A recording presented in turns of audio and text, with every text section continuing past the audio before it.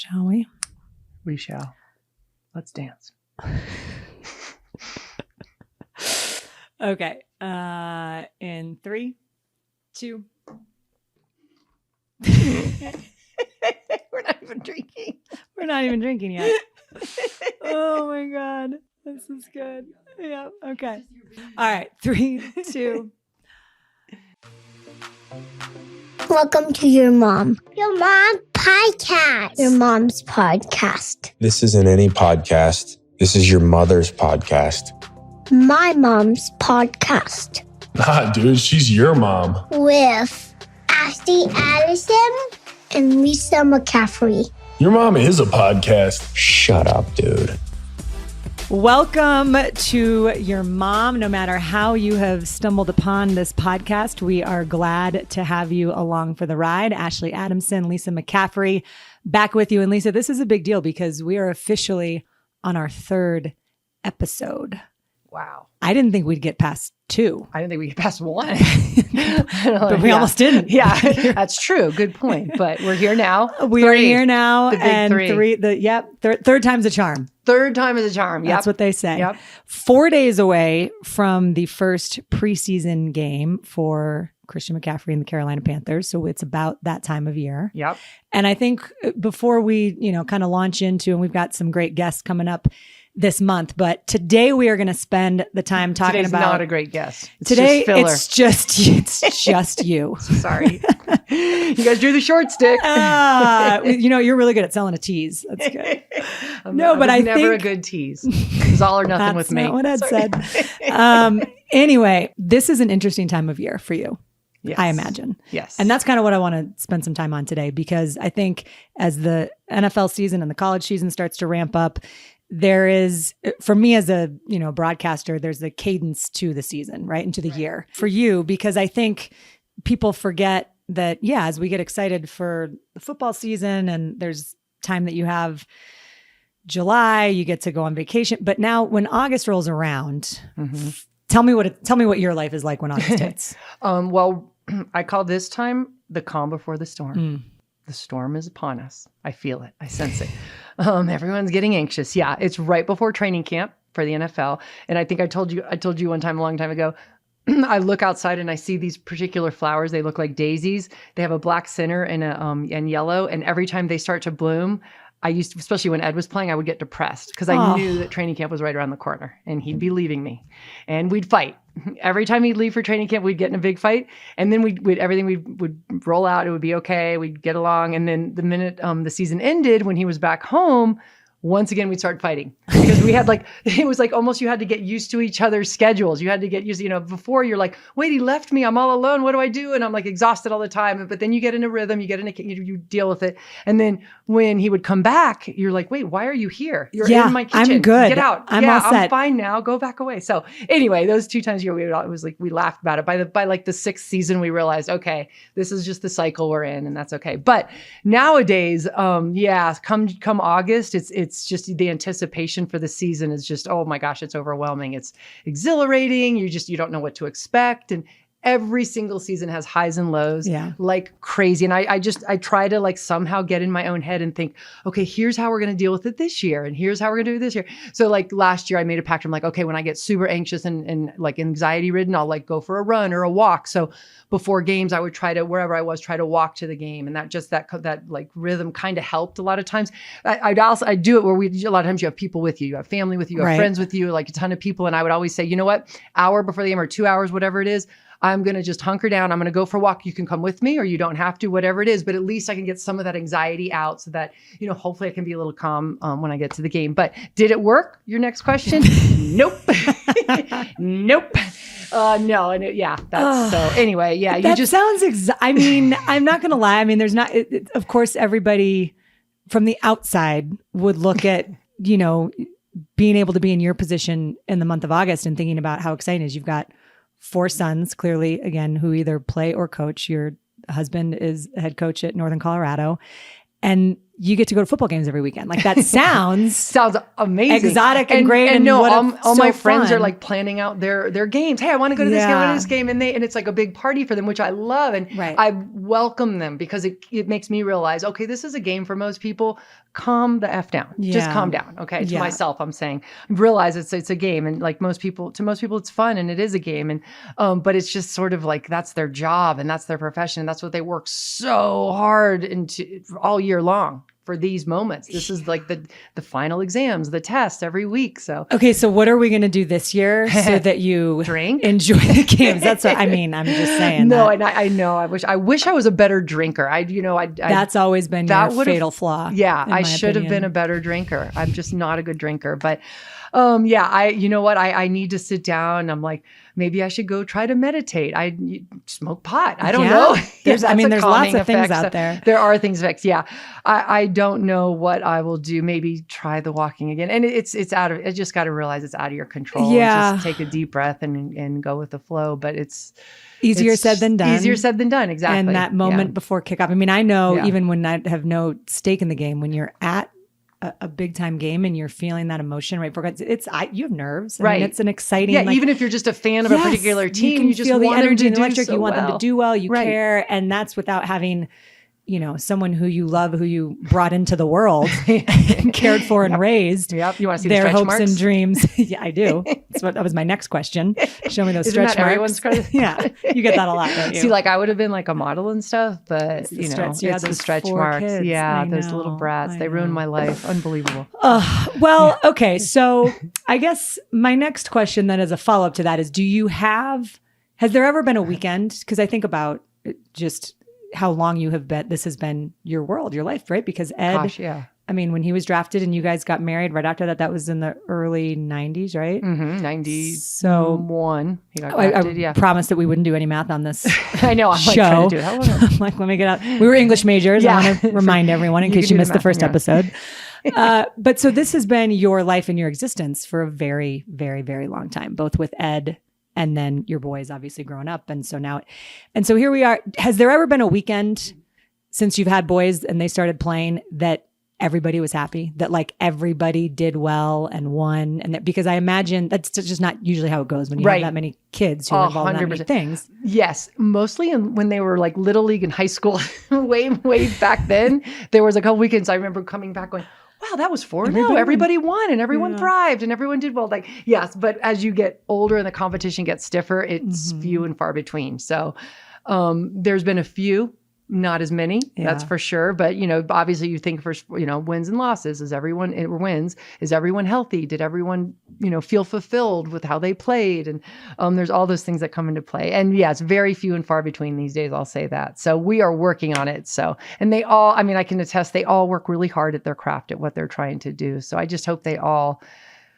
at the end of the season, feel fulfilled and proud of themselves of what they've accomplished, even if it's not a win or this and that, but and they're all so hard on themselves. So that's why I think I carry you a internalize lot of it too. Yeah. And they'll vent to me. And so what happens is I'll sit with it. Like, they'll vent to me and then they'll go off and they're able to play and work out and get it out. And then I just sit with it on my shoulder. So there was a couple times last year I had to tell Ed, like he was bringing home stuff and I'm like, hey, wait, time out. I have so much right now. It's too much, like, even physically. I'm like starting to like feel it. I'm getting like rash. I'm like, wait, time out. I can't deal with this anymore. Let's stop. So yeah. So we all have to sort of put it in perspective and realize, hey, it's just life. We're going to be all right. Yeah. It's okay. Yeah. And it is, I think it's easy to sit here as we're recording a podcast and say that. And then again, you get into the cadence of the season. And I always walk in with the best attitude, all of them. Like, think the positive and think that you just kind of like these little punches that get hit sometimes. But that's right. Not all the time. So, but one thing it's done, like there was more success early on. And now that it's, harder to come by, you appreciate the win, even a win or a first down or whatever. They just the little things, you start appreciating those more. That's interesting. So, when did that start to change? When the Panthers started to lose a lot of games. And then you're like, it's just hard. Because for a while it was right, because at Stanford he had success, and even when Max was at Duke, they kind of turned it around for the 4 years he was there. They went to a bowl game all 4 years that he was there, so that was a blast. That was so fun. And then Then he got in the NFL, which, I mean, it's the competition's insane. It's literally the best players in the world. So, you have to keep it in perspective. I'll say that. So, and I have, and it does, it makes you appreciate the little things. So, which is fun. And so let's talk about Christian a little bit, because I think, is that how you pronounce his name? I don't know. Whatever. I forget. Your second born. You did say a little while ago that he is your favorite right now. Now. Yes. I did say that earlier. As of this recording. Literally today. Okay. As of right now. That might change. Yeah. If there's a text or something I see in a few minutes. Yeah, that might change. But right now, yeah. The last 2 seasons have been hard. Very hard. I think. So to kind of walk me through, obviously, the injuries have been well documented. I think Carolina Panther fans who are listening to this know the stories and have watched how he came into the league and the success that he had, and then the struggles to stay on the field the last 2 years. So walk me through kind of from your perspective, and you don't need to go through the injuries but like, what has it been like these last 2 years for him? Because this is the first time in his career that he's dealt with stuff that's like what I was going to say. He had never had any real injuries. He had one injury his last year at Stanford, and he wasn't able to play the Notre Dame game that year, and that was the only game he had ever sat out ever. Which is pretty remarkable considering how many times he touched the ball. So that's a feat in itself. So anyway, fast forward, even this first couple years of the Panthers, he stayed on the field and had some success individually. So it was, that was great. And we didn't even, you don't think about those things because things were kind of going well. And then for 2 years, he's had like injuries. Like I think I've said it before, none of the injuries required surgery, which was a blessing. That's huge. That's right there is great. So, and he kept thinking he'd be able to come back from him. And then he did. And then he had another setback. And I just know what he puts into this, and this is his life, and he lives and dies for this. And, he wants to do well. He wants to win so bad. I mean, I know, people say, would you rather Pro Bowls or would you rather Super Bowls? And I mean, he would not even blink and say Super Bowls in a heartbeat. Like, it's not the individual success. It's not that. He just wants to try to win. He wants to win. That's just a goal of it. It's just when you have that team camaraderie and everyone's in it, and I try to pull back on Ed's career and those Super Bowl years and why those teams made it, why those teams were successful. And it's a huge recipe. Definitely luck, 100%, in like few injuries, and just everyone buying in. Everyone buying into the same goal, thinking less of yourself, more about the team. And, I don't have one single thing, but you just felt the momentum. I remember every single person on the team and their number and, some of their stats even to this day on those Super Bowl teams. So I just hope he can find that joy. And, me as a wife, just supporting it was just so fun. And those years were so incredible. So I hope because I know what he puts into it and in his work, I hope that the Panthers can find that like camaraderie and that special bond, and that makes a Super Bowl. So we'll see. Hopefully every year, you just hope for the best. Hope springs eternal, no doubt this time of year. Yeah. What was kind of for you watching him go through that, and especially after working all the way back and then last year to kind of have it spring back? What was it like to watch him go through that? It was hard. It was definitely hard.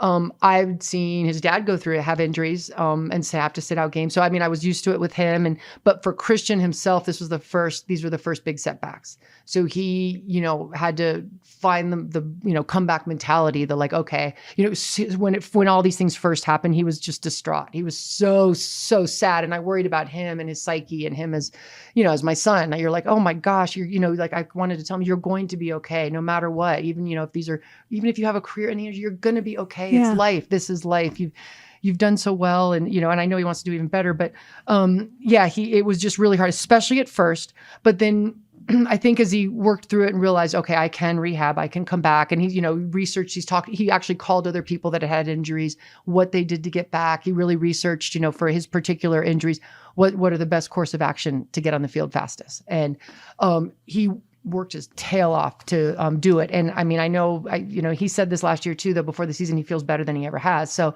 I know he's healthy right now and ready to go. And I'm proud of him for that, for working through it and, and keep fighting the good fight. And he's still 100% in, because sometimes you can see some guys towards the end of their career, they wane. He's not waned at all. I feel like I think he feels like he's a rookie. Like he's just has that excitement and that enthusiasm. So, and the only other thing I told him, and he hates me for it, and he's like, he wants me to shut up, but I just worry. I'm like, look, I just told him, I go, be your own advocate. Like if, you feel like you're being worked too hard or whatnot, say, hey, I need a playoff. I need a break. And that's okay. Like he's always, trying to prove himself and prove the doubters wrong and do that. And I'm like, you know what? You don't have to be a hero on every play. I know when he's in there, he'll give 100%, but it's okay to sit out for a play. It's okay. Cause I think part of the reason he was injured last year is he had a really, really hot game on a Sunday and never really recovered. And they played again on on that next Thursday night. And that was 4 days, and it was really hot. It was grueling. And he got really dehydrated that Sunday. And I just don't think he recovered by that Thursday. And I think if he had tapered himself a little bit, keeping in mind they had a Thursday night game, he might not have had that second injury. So who knows? So what does he say to you when you tell him? He tells me to shut the fuck up. I'm kidding. He does not say bad words. Only his awful mother does. My angel son has never said a bad word. Yes. No, he doesn't even know. Yeah, you can't even spell that word. No, are you kidding? It is hard for me to believe that he's entering his 6th season. Me too. When you said that, someone asked me the other day and I'm like, I don't know. I think it's his 4th. Like, it's wild. Yeah, no, it's it's wild. Flown. It really has. I remember the first time I met him, or I should say the first time I met him, but I remember the first time I ever talked to David Shaw, his Stanford coach, about him. He's not David Shaw. David Shaw's a different person. That's not my son.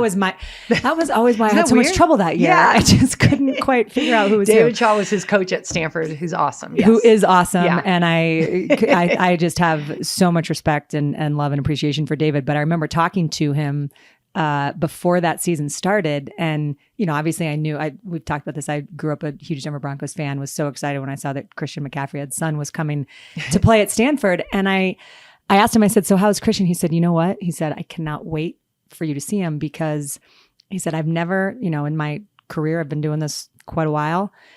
The older guys, because they do summer workouts together, right? So he hasn't, but before the coaches are around, the older guys are doing the work, summer workouts and their strength and conditioning and all the rest. And he said that he had several seniors come up to him and say, Coach, I cannot wait for you to watch Christian. Wow. Like this is, and he's talking about summer workouts and practice and a freshman. So for seniors to see, who are usually like, you dumb freshmen that like, you have no idea what D1 college football is all about.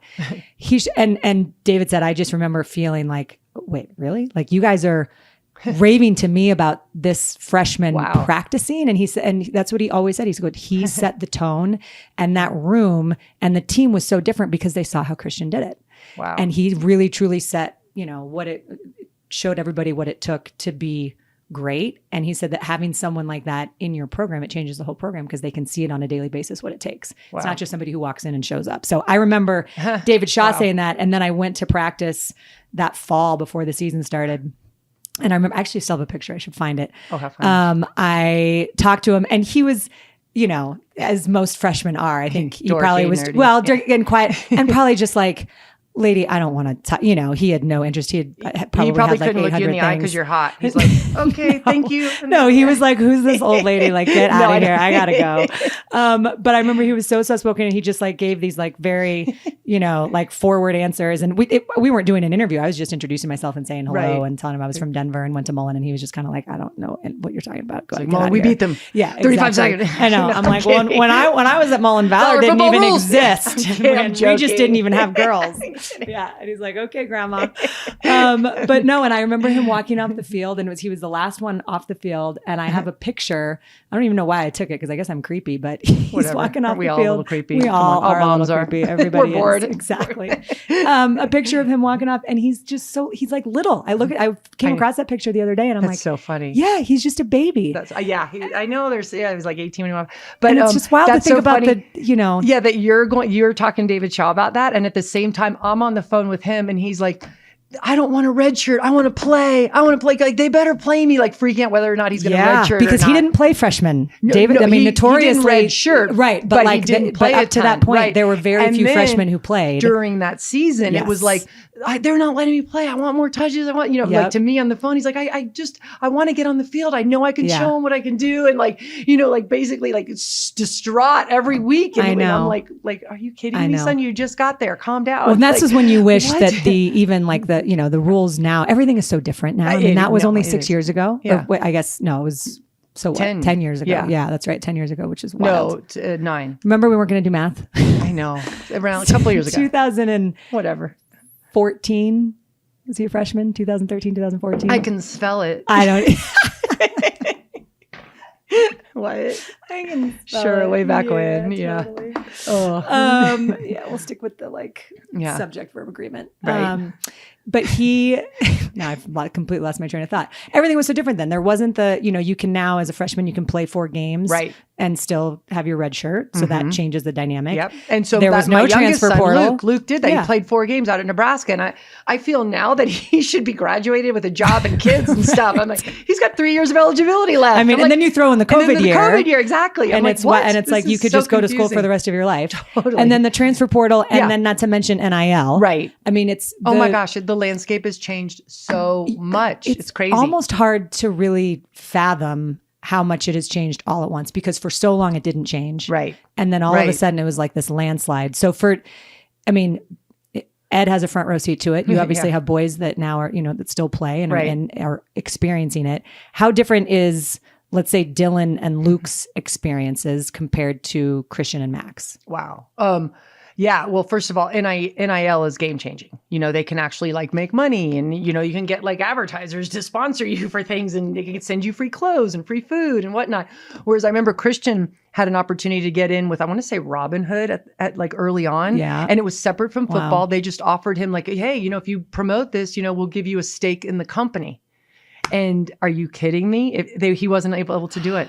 He was not able to do it. And now, I just can't. I don't want to do that math. Let's not do that math. Let's not do that math. But we couldn't even if we wanted to. We have a private jet with your mom on the side. It would say your mom if that was the case, right? That's definitely what he would have spent his money on. We were. Sure. I remember we went to the Heisman, and then we came back, and he needed to get his suit cleaned, and so they cleaned his suit for him, but then they sent me the bill for $17. I was like, what? That's anyway. So. No, it was a different world then. I mean, I remember we joke all the time about I remember when you couldn't, there was rules in the NCAA that you couldn't even put cream cheese on a bagel for recruits. There was all these, there's insane rules. Crazy. And now it is the wild West. Yes. From Ed's perspective, how do you, to be totally honest with you, my fear is, and I've talked to plenty of coaches who I love around the country, not just in the Pac-12, but I think people are genuinely worried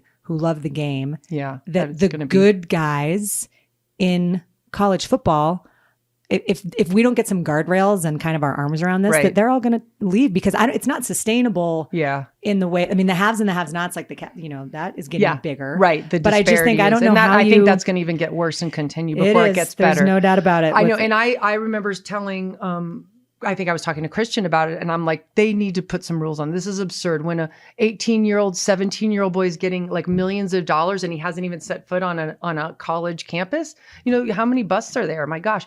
And they're offering millions of dollars. He doesn't know how to manage that money, navigate the landscape or anything. And it's hit or miss whether he's going to make it. It's hard enough to even analyze a quarterback coming out of college into the pros. How many misses are there? So what I think is going to happen, the money's coming from a lot of the alumni. Yep.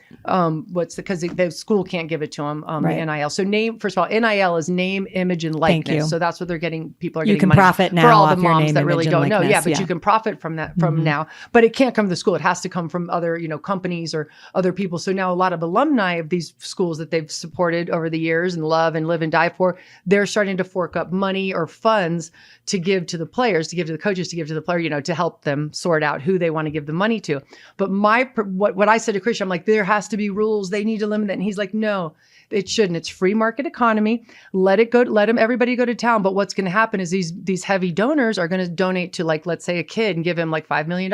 And that kid's not going to be happy with his playtime. He's going to decide to transfer. And then that guy's going to get mad because he already gave him all that money. And then eventually that's going to spread. So that will calm down. And then, right now is the high time. Shoot, if you were coming out right now, it would be amazing to, if you want to make a lot of money. But I think eventually that'll hopefully taper off, and they'll hopefully do some type of incentive base money rather than just hand them millions of dollars for unproven. Right. And but the other thing is, I guess we don't know. Do you know what inducement means? Because I don't think I know what that word means, given that because you're not allowed to use. Okay.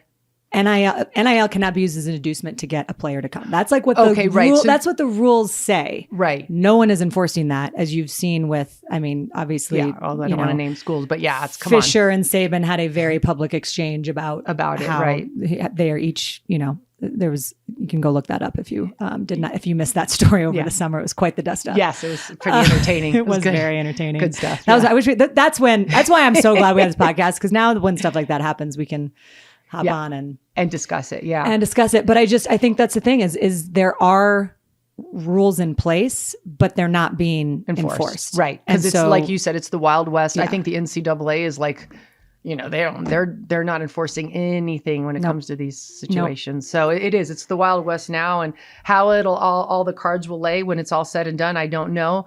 I do think there'll be more of a, eventually be almost like two big time leagues that will end up kind of like the NFL, mimic the NFL, and have to have a huge tournament in both side, and then the winner of both of them will end up playing each other. And is my guess. I think that's where everyone feels like it's heading, and it's really sad to me that that's where it's going, because it's not for people who truly love college football. And you think about what's great about college football and all the different rivalries and all the different opportunities, not to mention the direction that we're all headed. All the opportunities for all the other student athletes. Right. That's what I was going to say. All the other sports, what's going to happen with them? Exactly. Yeah. Those are going to start to go away once you get, because right now it's a subsidy model, and football pays for girls soccer. Thing. I wish it wasn't that way. I know, but right now that is what it is. And so it's just, that to me is what is so sad about everything that's going on right now. When we earned money on our soccer team, after football games, we would literally have to go clean up the stadium after games. The girls soccer team, and then our team would get paid money, and that's how that's part of the way we sustained ourselves. When I played at Stanford, you would have to go clean up the stadium. It was probably the most disgusting thing I've ever done in my life. Do you know what's interesting is that every time I leave a stadium, I think, God bless the poor people that have to clean it up. People. Because it's like one of the only places on the planet where I feel like people genuinely just let's throw as much crap sticky as I'm going to do my peanut shells and my dip and my beers, and I'm going to spill these nachos. One of my teammates found a syringe. Oh, don't know what that was used for, but there was one laying in the stadium. Oh. Yeah, there was some. Yeah. Wait, that is, and how much would you? And so wait, I don't so even that know would be they give us like $10,000 for the team or something like that. Wow. So, yeah. That is an interesting story. Yeah. I did not know about that. I don't think they have to do it anymore, but that was way back in the day. I hope not. Yeah. And we walked uphill both ways. Yeah. No, but it's changed. It's changed for the better in a lot of ways. In almost every way. And now I just think we're at an inflection point, and it's just we're at the cusp of some major changes here. So they're here, and I just think it's not going anywhere, and that money is driving every decision, and TV networks are driving where that money is coming from. And it's kind of, I don't know, I don't know how you put the toothpaste back in the tube at this point. So we shall see how it all unfolds. We do know that we are going to get to see Christian and the Carolina Panthers on Saturday at Washington. Okay. Then they go to New England. A lot of his old coaches from when he started, or the people that drafted him, he'll get to see them, reunite with him, and say hi to them, that's cool. And then practice against him. And then practice against them. Yeah. So what's what will the preseason? What does he anticipate for the? What are the 3 preseason games like? Well, first of all, there's only 3. I didn't even realize that because I'm an idiot. Which, thank the Lord. But there's more regular season games. Yeah. So just judging from the past, I don't know what they'll do year to year, but like he's only played in one of the preseason games, which I think's good because they're practicing so much. So yeah, he usually sits out, I think, the first 2, and then maybe we'll play a little at the third one, or the second one he'll play and sit out the third. I don't know. Do you want me to call Coach Rule right now? I think you should call Coach Rule. Because I want to talk to him about the game plan We too. had some questions for you. They need to run a little more spread rather than, like outside zone too, don't you think? Do you want to know what's funny is I remember when we were together, it was one time, it was when Christian was at Stanford. I can't remember when exactly it was that you and I were talking. And I remember you saying like, I'd love to be a color analyst for a game because I think I could do it. And then I remember a colleague of mine at Pac-12, Guy Haberman, a very good friend of mine, he called one of Ed's games last year.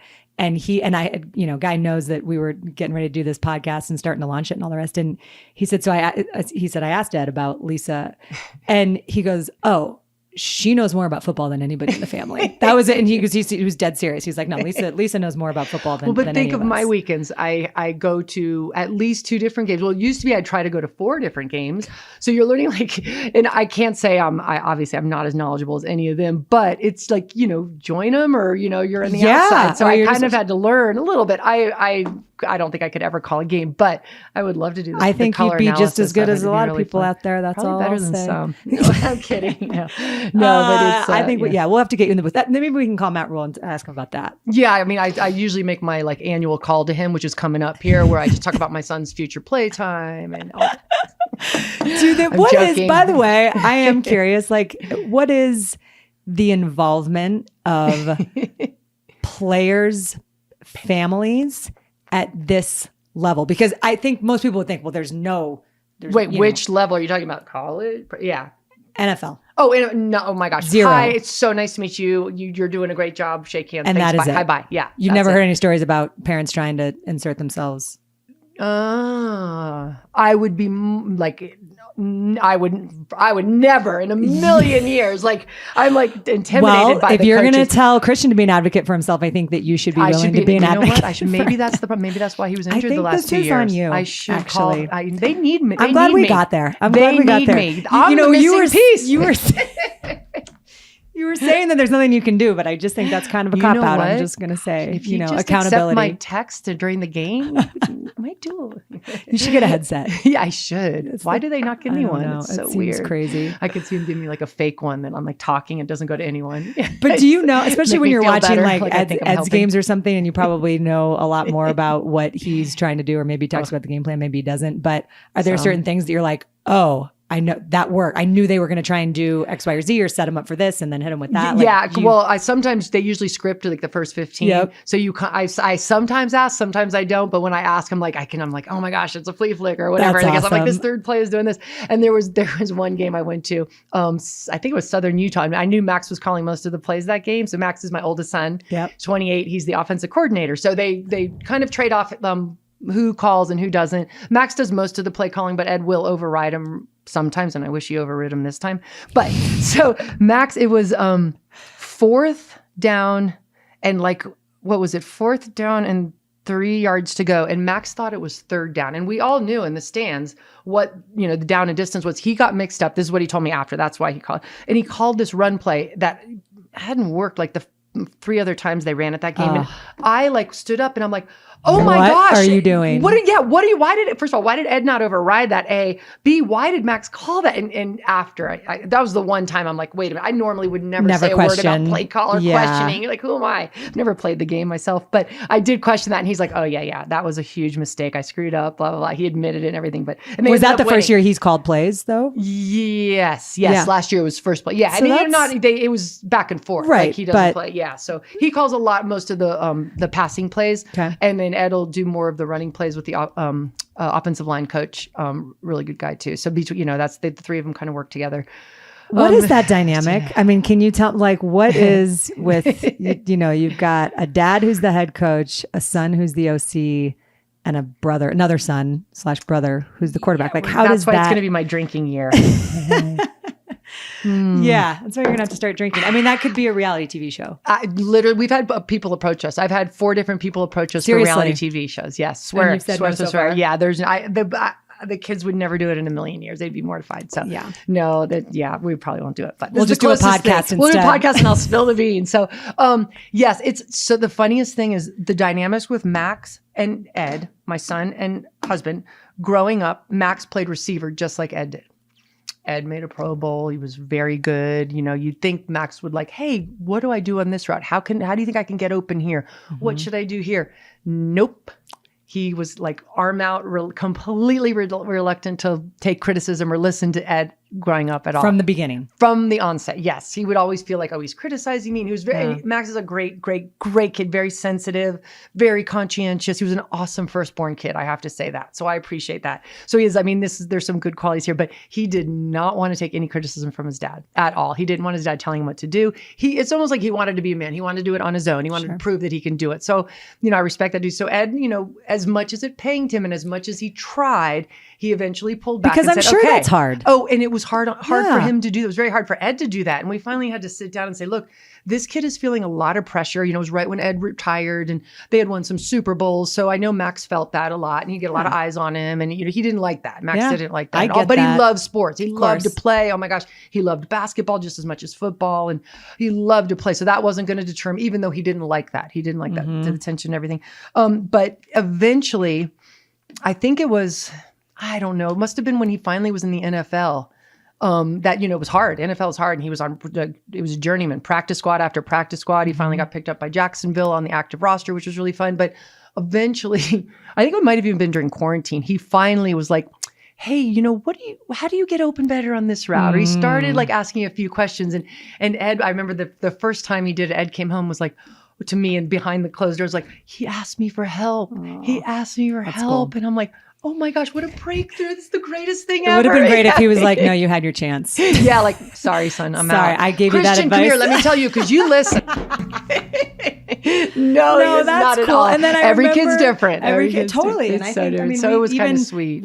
And I'm one of four, and each of us, my dad was very involved in our athletic careers. We were never at the level that your kids are, but each one of us, I think, took coaching and criticism differently. Right. And you do have to, you treat your kids equal but different. You know what I mean? Like that you have to, there just has to be different things that work with each kid because we're all different human beings and respond to different. Were you the one that took the criticism? I can't say criticism, the coaching. Did you take the coaching or no? I did. I would say my dad and I's relationship was predicated and so special from the very beginning and focused around sports. Like that was kind of the connective tissue. You're super close with your dad. Yeah, which is I am so extremely neat. close with my dad, and I'm sure we'll talk a lot about him as this podcast goes on because he's incredible and has had a huge impact on my life. I can't wait to meet him. Yeah, he's great. We'll have to have him on the podcast one day for sure. But that was the thing, and I think about when I was in, and basketball was my favorite sport, and I ran track and was probably better at track, but basketball was my favorite sport to play, and he played basketball, so that was a huge. We'd play all day long, right? And we'd do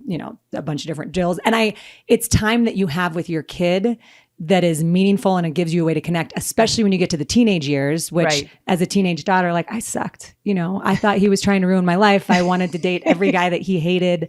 You're making these decisions that and as I look back, I am so grateful for basketball and for track and that was your bond. That was the bond. And it kept us together through a time that, and otherwise it would have been, cracks heads, that would have been. And so that, I think it was really, sports has always been, and now that I, cover sports for a living, we've been able to still stay super connected. I text him all the time about all sorts of different things. And that's awesome.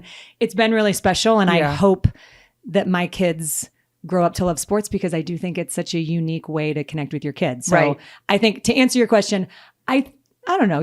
I'll have to ask my dad this, but I think I took criticism pretty well. I would say, and I hate saying criticism. It's coaching because that's coaching, right? That's how Max interpreted. But Ed was like, "No, it's coaching. It's I'm not trying to criticize. I'm trying to make you better and help you. This is what I've done for 20 whatever years. Yes. Like you'd think he'd listen. He's like, we would laugh about it. He's like, oh, whatever. So Ed had to let it go. And like, to that exact point, it reminds me of something that, and so it reminds me of something my dad said too, and this had nothing to do with sports, but he was a consultant for many years and ran a very successful company. And I remember one time he was laughing. He was like, People pay me a lot of money to give them advice. And here I am trying to give you advice for free and no one is taking it. Like, why don't my kids take my advice? I'm giving it to you for free. So when Max finally started taking, like, what was has it changed sort of their relationship? Was that kind of not that it wasn't, not that it needed something, right? No, not that it needed that, but has it been different since that Yeah, it moment? did. It opened it up. It opened the relationship a lot when they got closer. Yeah. They definitely got That's closer. cool. It was weird. It's almost like he had to go through those phases and stuff. But so they bonded over that, over playing the same. And Max realizing, wow, wait a minute, I could learn a lot from him. And then parlay that now, Ed's his boss. Right. But for some reason, this relationship is way better than it was. I mean, there's definitely issues, and don't worry. Thank God for the podcast. I can vent about them all year long. Perfect. Let's go. If you're not going to do a reality show, then... No. But there are some days I'll Ed will come home and like tell me something that happened, whatever it is, and then I'll get a call You'll from hear Max the other later, side. and then he'll tell me the other side, and I'm Switzerland. I am Switzerland. Good for you. Good for you. Yeah, I've learned. That's I used hard, to though. get mad and take sides or like try to tell the other person's point of view, but at this point, now you just need to listen. Yeah, listen, and they usually they resolve it. Mm-hmm. And so far it's worked out actually nicely, I have to say. So far, shockingly, because I did not think it was going to go as, I can't say it was smooth, but as well as it did. I thought there would be way, way more hurdles, but no, they've worked through it. The really special thing too, that no matter how it all turns out, and you hope they win every game and go, of course, but this is time together that they will never get back. That I think it's so special. And so, especially for this time in all three of their lives, for them to spend this much time together is rare.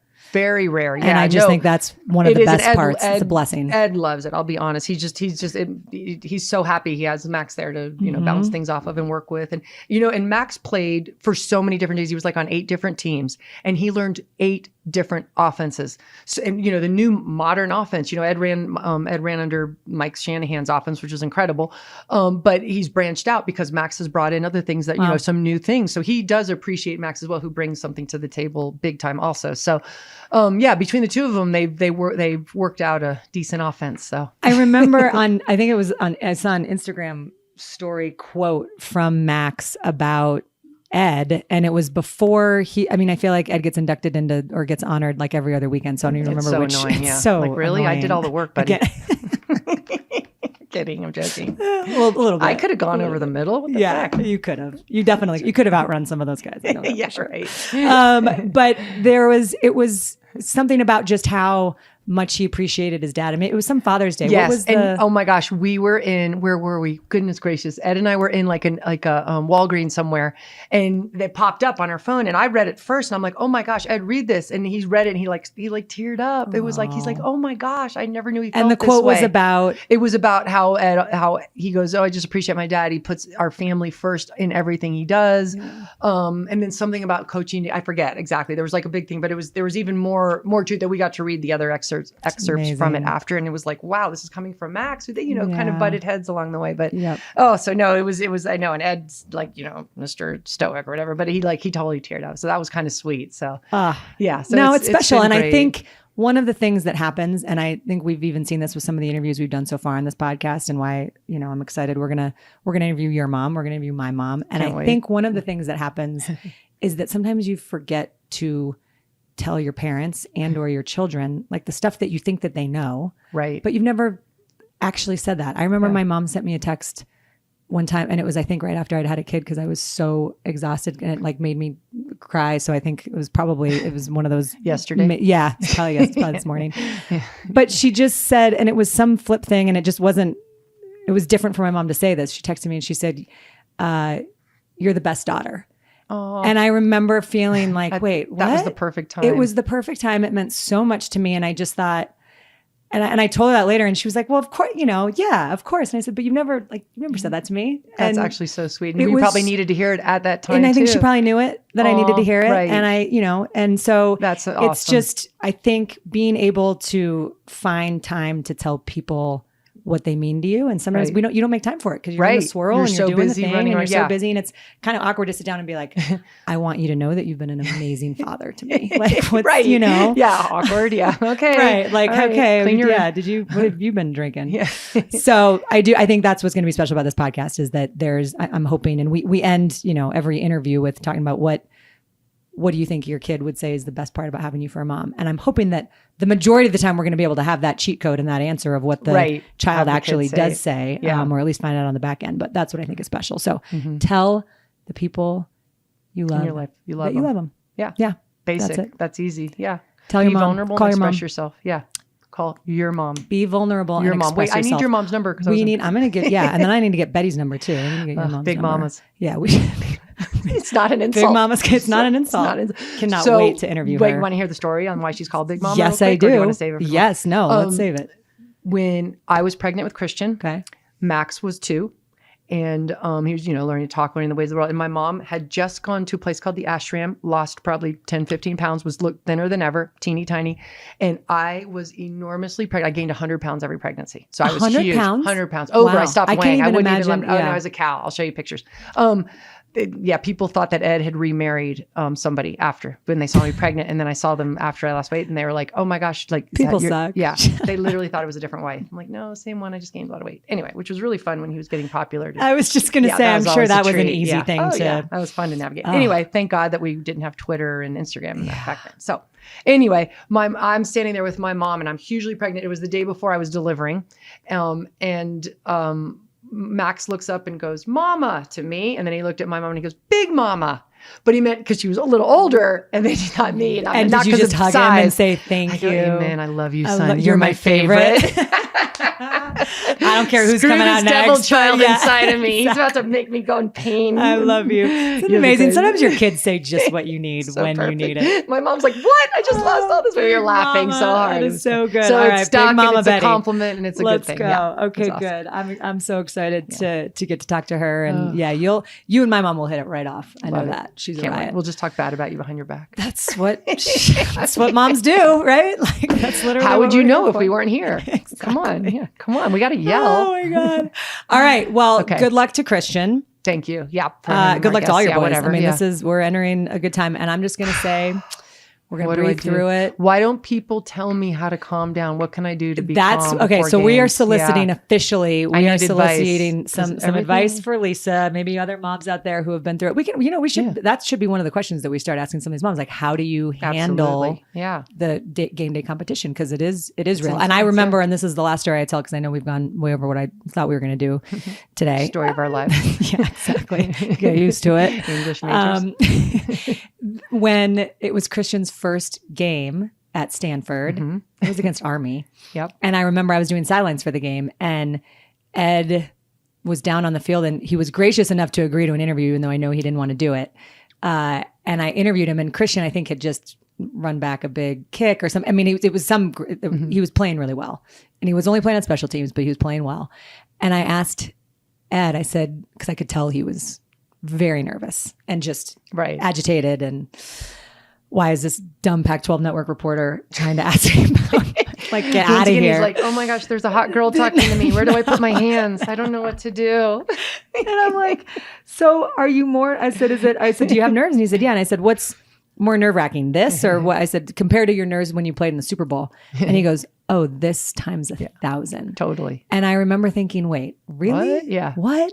I said, you just must not be remembering. He said, no, the Super Bowl's like when you play, you have control over. And so, yeah, you get nerves, but like you have control and it's you. Right. When it's your have son no out there, control, you just, there's no, and he said, you can't describe it. Like you want it so much and you have no control over it. And and I could just tell him, he looked like he was going to be physically ill on the sideline. And I'm like, Eddie McCaffrey? Like he is true. so. Like, no, I can attest to that too. Like before games, he was calm as a cucumber. And I'm like, I'm the one stressing out. I'm like, shouldn't this be a role reversal? It's so crazy. I know. So Anyway, it's wild. So you're going to take some deep breaths. Yep. We're going to be good. We're going to solve this problem. I don't know how we're going to do it, but we're going to do it. I need help. Enjoy it. Send help. Go Panthers. Go Panthers. Subscribe. Share us with a friend. Thanks for listening to Your Mom. Your Joe. Joe who? Joe Mama. Joe Mama. I'm getting there. Yeah, we got to coordinate that a little better.